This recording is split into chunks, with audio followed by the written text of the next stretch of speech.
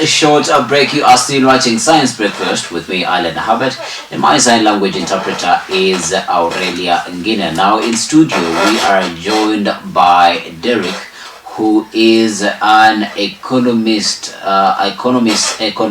strategist, and he deals with matters finances. Remember, we were with him last Tuesday and we were talking matters money, and today he's back and we're going to be talking about if there is a chance that the IMF will listen to the Kenyan petition that has been signed by many Kenyans to injunct the proposed loan to the Kenyan government.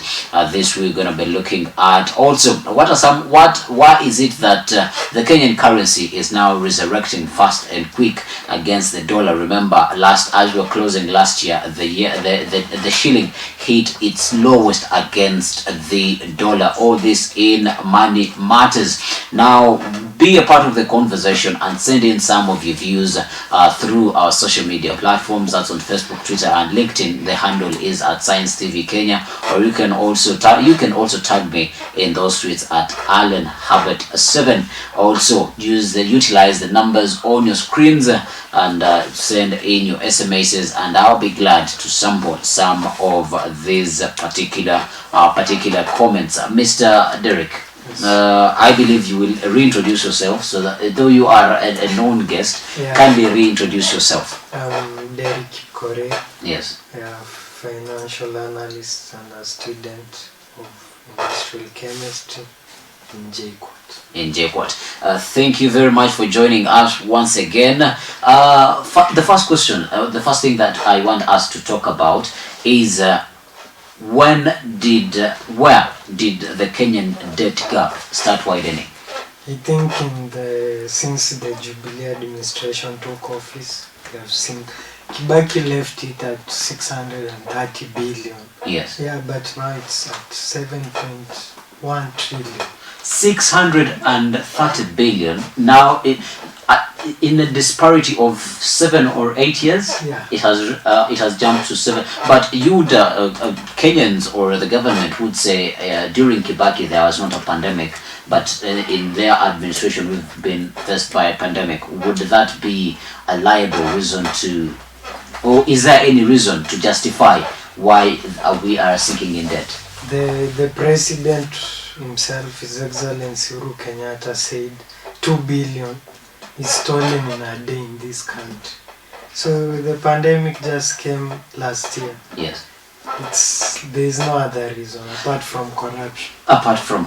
That is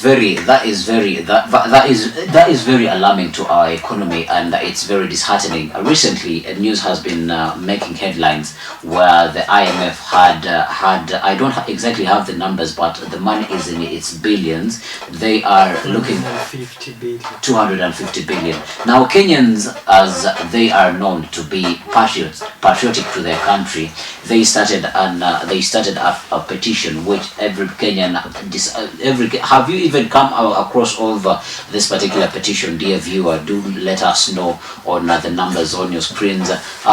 This petition that has been signed by Kenyans, does it stand a chance at the IMF to stop the 30% probability, but there are powerful forces in the IMF. Yes. That the government or the people in government can influence so that the 250 billion comes. But the people of Kenya are the one who will pay this debt. Yeah. Let them be heard, and it will be very important that the IMF understands that this money is not coming is not coming to do what it was objected to. Yes.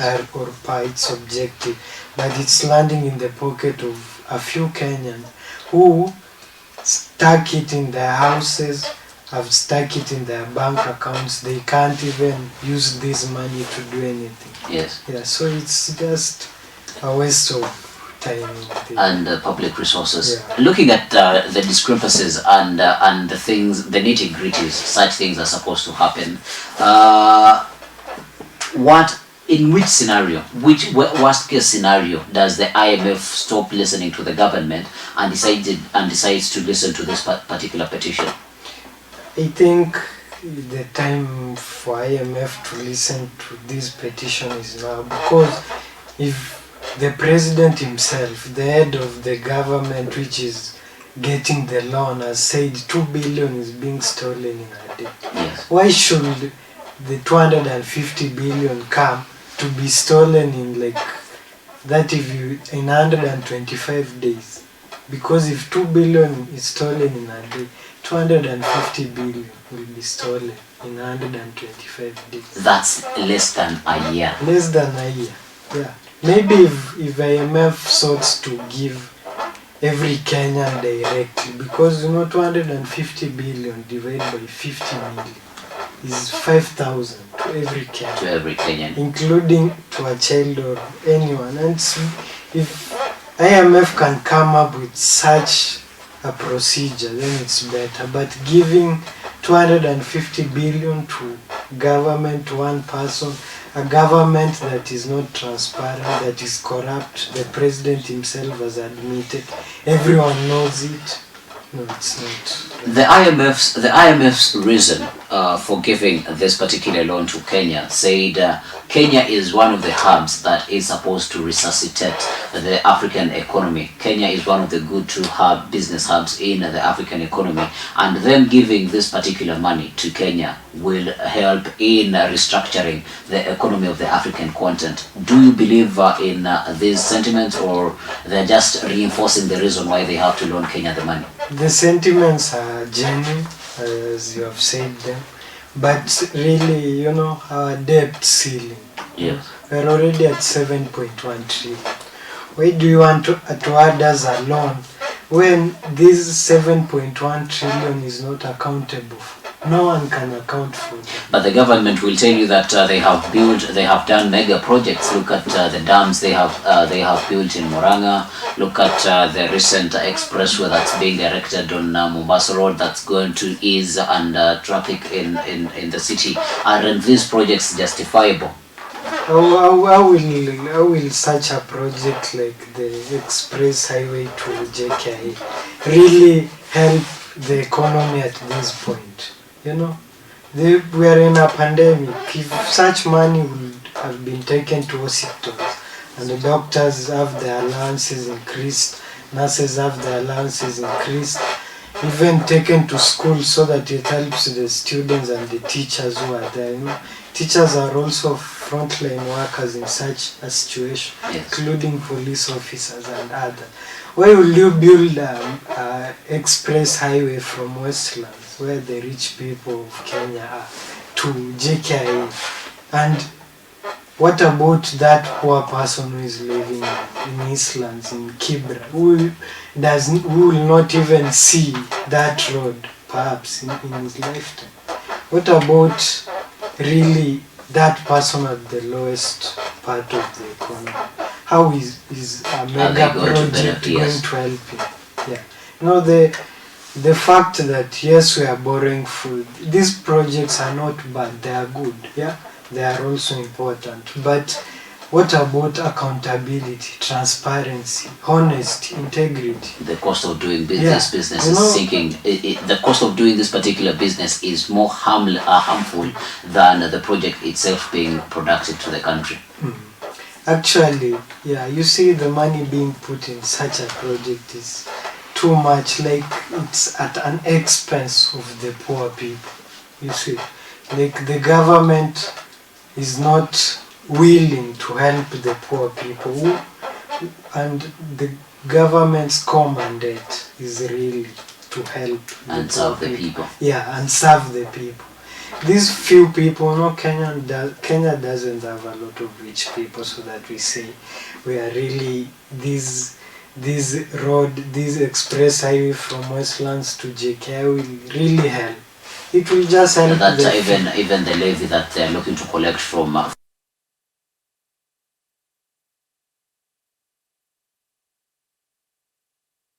to erect them.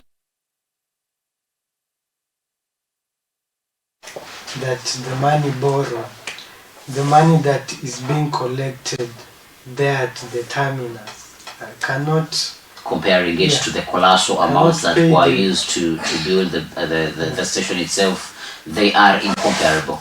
and just like it's like what Isaac Mwaura said, Yeah, development corruption, where inflation and other things are put into infrastructure, yeah. and then the money is kept Is there so siphoned, that, it's siphoned through that particular. Basically, it is a scheme that they are using to siphoning this particular money. Yeah. Looking at 200 billion and looking at the current situation of COVID-19 and the lack of beds in our hospitals, how much impact could 200 billion have on our hospitals? If we say, okay, IMF, we want 250 billion, we want to facilitate every hospital in Kenya, what kind of impact would it create? I think if 250 billion is channeled to having the oxygen cylinders, having beds, I think this lockdown will not take more than 2 months. And opening up the economy, it will be better. Yeah. So if there is also an explainer about this particular money, and I think if I am correct, 33.5 billion is expected to be a stimulus for this current COVID-19, this current lockdown we are in. We cannot really tell how the previous surplus really did work, but in your view, this 33 billion, that 33.5 billion, where should it be invested so that the people can really see the impact that if that is the IMF will go through with the loan, where do you see that this 33 billion should be invested most so that we can go back to normalies? I think the stimulus, the 33 which is for stimulus should go to tax relief for those people at the lowest, the SMEs. Yes. Yeah. Let us have SMEs maybe at 5% tax or even operating tax free at this time. 33.5 billion is worth it for a person with a small business to be untaxed, so that the money he gets, the extra which he could have paid for tax, takes them into other things. And by such initiatives, Yes. you can have the economy popping up again. Yeah. Even if the IMF thinks that Kenya is really, if half of the money is stolen, yes, and another 125 billion is kept to the right use, Yes. it might seem as 50% right, but really, are we giving 125 billion for free to a few people so that they can do what with it? Stack it in the house? It's not No, reasonable. it's not reasonable. You spoke about how this surplus budget should go to small businesses and small SMEs. I want us to switch attention on what are some of the things. We are deep in a pandemic, but now we are seeing the Kenyan shilling resurrecting against the US dollar. How is this mathematics working around? Actually, if the shilling has increased its values because, our exports, which is, I have a very few number of things that we export. Yes. Yeah. Maybe the value of our exports has increases. Remittance. Yeah. Remittance by, I saw somewhere a University of Nairobi lecturer was saying remittance contribute to 2.4% of the GDP. Okay. Yeah, so this inflow of cash to our corporates, Yeah. to our big firm, has increased the value of the shilling. Has increased the value of the shilling. Looking at the current, talking about our exports, and Kenya being one of the biggest exporter to the UK, looking at the current situation between the diplomatic issues between the UK and Kenya, won't this have a big effect to our economy? It may, but at the moment, no. But we must work on our policy, on our foreign policy, especially with the UK. The UK are in the Brexit process, under Boris Johnson. They are looking for definitely different allies now they could work with economically. Yeah, you see, So I think at this moment we can't feel the real impact of what they are sanctioning us for. Yeah. But with some time we'll feel it. Yeah. exporting things, to Europe and especially the UK Yeah. will be hard and maybe expensive. Mentioning that on the exports that early on in the morning, we saw that the mirror industry, just because of that particular ban, that particular fall between the UK and Kenya, it is being affected. What does that mean for now the mirror farmers who have been, because UK is one of the biggest consumer of that particular Kenyan product. Yeah, actually the ban on Miraa is taking its toll on the Miraa farmers. But I will say, like we must really go and try to be diplomatic, talk to them, make them understand Miraa not as bad as maybe, other drugs. Yeah. They are clarifying it as a drug causing impotence to men there, and when something that is introduced to a market affects the life and livelihoods of people, it's a concern. So Kenyans and especially Miraa farmers must, I think, take their time, really try even to do analysis on Miraa and how they can improve it, so that we assure the Europe market, the UK market, that yes, this is Miraa cut. It can be a drug, but yes, if used with responsibly, yes, it is of proper effect to you. As we're closing the show, your closing remarks on the IMF and the Kenyan citizen issue. What do you foresee coming out of this? Yeah, I can say it's the decision is really upon the Kenyan people. If really they see the government has reached to a point it can't account and it can't be transparent, for them to use their own popular initiative ways to come up with a plan so that we can have an economy that still rises, though of its difficulties. We can't say that it's only the people in government who are corrupt. We're even seeing people are not in government being worse corrupt. You see, even on small scale there is corruption. There is corruption everywhere.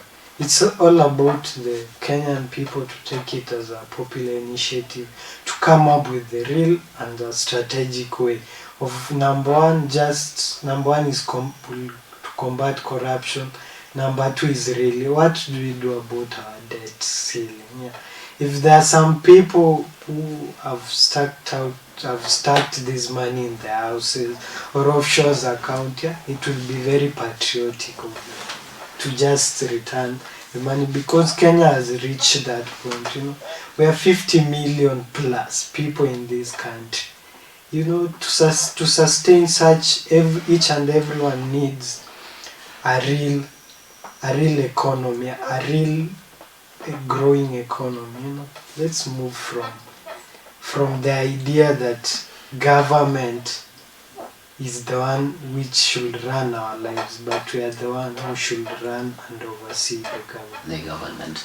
Popular initiatives are very important, just like that one of the BBI is also termed as a popular initiative. And we would like to say thank you very much for viewing us from all the way when we started, and also we say thank you very much to Mr. Derek Kipkorir to making the time to come and talk to us every Tuesday about matters financial, about matters money, and I hope you are definitely learning from him. We'll definitely have him again next Tuesday, as we'll be looking to continue debunking some of the financial matters in our country. Do you have any topic that you would want to be discussed about matters money? Do send it in, and next Tuesday when Mr. Korir comes back on, we'll be able to send it through to him. Thank you very much from the entire production team of the broadcast of the breakfast show. Sorry, of the breakfast show.